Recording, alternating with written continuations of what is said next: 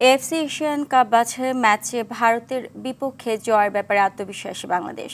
ভারত অনেক শক্তিশালী দল হলেও বাংলাদেশে ইংলিশ লিগে খেলা অভিজ্ঞ ফুটবলার হামজা চৌধুরী রয়েছে।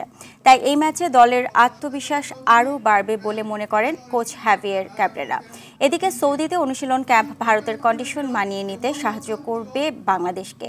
তবে এই পরিবেশে নতুন হওয়ায় হামজার জন্য একটু কঠিন হতে পারে ভারতের মাটিতে মানিয়ে নিতে, এমনটাই মনে করেন অধিনায়ক Jamal Bhuiyan.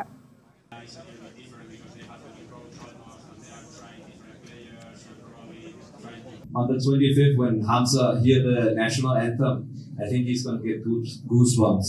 I'm not saying chilo. I think the answer will be the same. Captain.